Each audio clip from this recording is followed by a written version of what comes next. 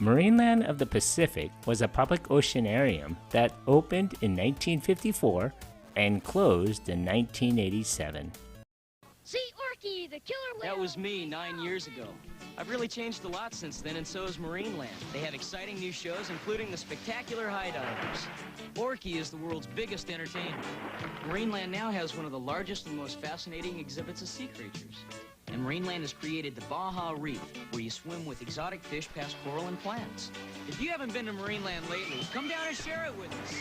Marineland's the one. Share the ocean, share the fun. When it opened in 1954, 1 year before Disneyland, Marineland of the Pacific was the world's largest oceanarium. The park was designed by William Pereira, whose work which included the Transamerica Pyramid and the Los Angeles International Airport, or LAX for short. For many years, Marineland was the primary tourist attraction in Rancho, Palos Verdes. Marineland was only the second oceanarium in the United States when it opened to the public on August 28, 1954. The attractions of Marineland included the 320-foot sky tower soaring into the blue ocean-side sky at the park's entrance, the splashy acrobatics of Orky and Corky, the killer whales, Bubbles, the pilot whale, and snorkeling the curved faux rock recesses of Baja Reef amid rainbows of tropical fish. Marineland was best known for its performing orcas. Visitors were treated to a rare opportunity to see killer whales and dolphins leaping 18 feet out of the water to grab a fish. Marineland would regularly have over 1 million visitors to the park each year during the 1960s. By the late 1960s, attendance would start to drop off.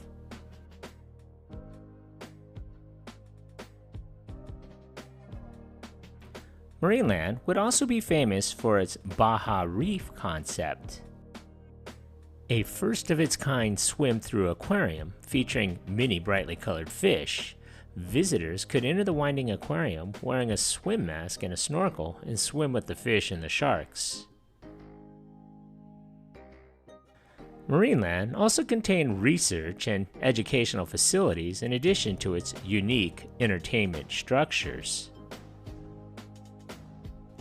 Marineland was also home to Orky and Corky, two of the most famous orcas on exhibit at any oceanarium at the time. They were the second pair of orcas at the facility with these names. The original Orky and Corky did not live long in captivity and had no calves. Marineland was also home to the first pilot whales named Bubbles and Bimbo. The pair were the first ever captured for display. The oceanarium also featured dolphins, sea lions, harbor seals, sharks, and a variety of other related sea creatures. The fabulous display of marine life at Marineland of the Pacific was ever-changing. Visitors found a new show each time they came. From day to day and week to week, new specimens of deep-sea fish and animals were added. The whales, dolphins, porpoises, seals, and sea lions were enriched with new displays of ability, and strange sea creatures from faraway oceans were displayed in exhibits reflecting their natural environments. With a couple of exceptions, one being the Ocean Plaza exhibit and the other the 320-foot Marineland Sky Tower, little had been done to update the park. Also, Marineland faced more competition not only from the growing popularity of theme park rivals such as Disneyland, but also in 1964 from the opening of SeaWorld in San Diego. The park's original owners began talks with Hollywood Turf Club, owners of the Hollywood Park Racetrack, in 1970. The park's financial woes deepened in 1971, and in November of that year, Marineland was sold to the Hollywood Turf Club. The new owners leased the operation of the park to 20th Century Fox, who ran Marineland until 1977. After a dispute in 1977, operation reverted back to the Hollywood Turf Club. In October of 1977, Marineland was sold again, this time to Kroger Company and Taft Broadcasting for $5 million. Taft also owned the Hanna-Barbera animation studio and decided to remake the park using the studio's familiar characters, Yogi Bear, Scooby-Doo, Huckleberry Hound, and others. What I would have given to go to the park to see those characters, or just go to Marineland in general. Actually, I did go to the Marineland Park. There I am up on the left, feeding the dolphins, and there I am on the far right.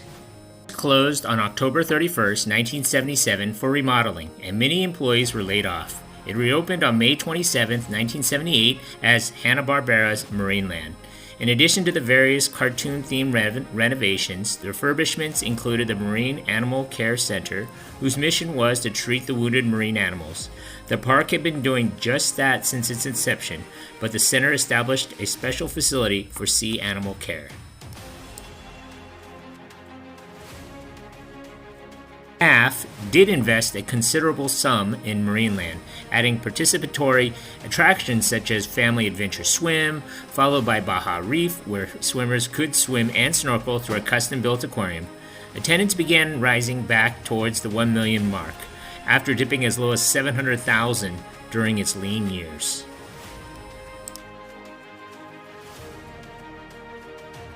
In 1981, Taft sold Marineland to Far East Hotels and Entertainment Limited, a Hong Kong company that ran hotels and amusement parks. The company, a division of Warwick International, promised to invest in refurbishing the aging park, but did little more than give it a superficial touch-up, such as a fresh coat of paint.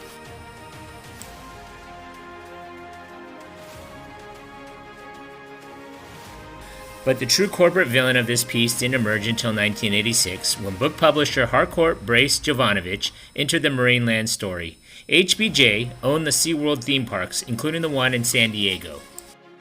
On Tuesday, December 30th, 1986, HBJ purchased Marineland from Warwick for $24 million. After the acquisition, it announced that Marineland would continue to be run as normal, with the purchase having little impact on its day-to-day operations. In reality, the company had made up its mind on a course of action early on, after determining that revamping the park would cost millions more than it was willing to spend. HBJ sent the first shockwaves of outrage through the community when it loaded the park's star attractions, Orky and Corky the killer whales, onto moving trucks in the late evening on January 20th, 1987. The whales were shipped secretly under the cover of darkness to SeaWorld in San Diego. The other shoe dropped a week later on Wednesday, January 28th, when Marineland's management was informed in the late afternoon that HBJ would be closing the park on March 1st, 1987.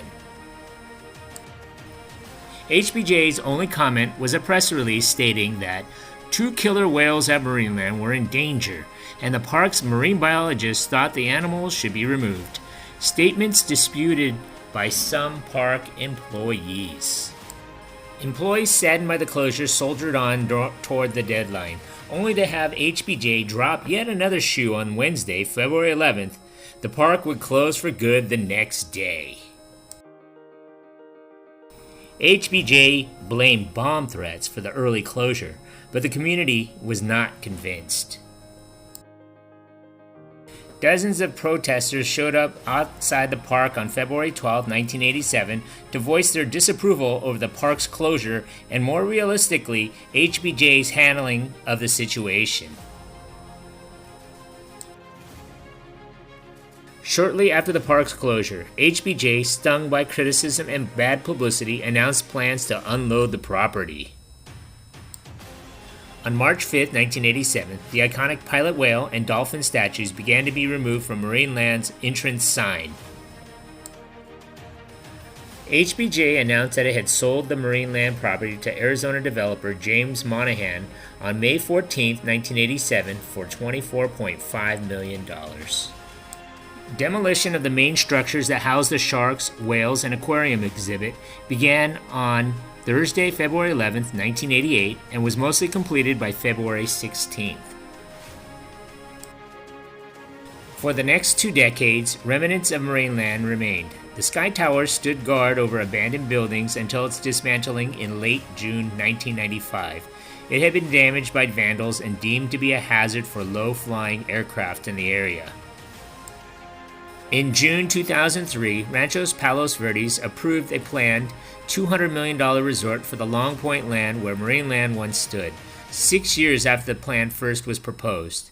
In preparation, demolition began in July 2008 on the 20 or so remaining Marineland buildings, including its original motel and restaurant buildings, and the Catalina Room, whose stunning location was a site for hundreds of weddings and receptions long after the park itself had closed for good. Finally, the sad last days of Marineland came to an end when the Terranea resort officially opened on the site on Friday, June 12, 2009. The resort costs a reported $480 million to develop and build.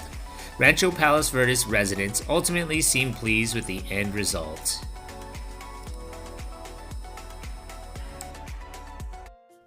So what do you remember about this place? Leave a comment or a suggestion for a future video below. And if you haven't already, hit that like button and don't forget to subscribe to my channel. Thanks for watching.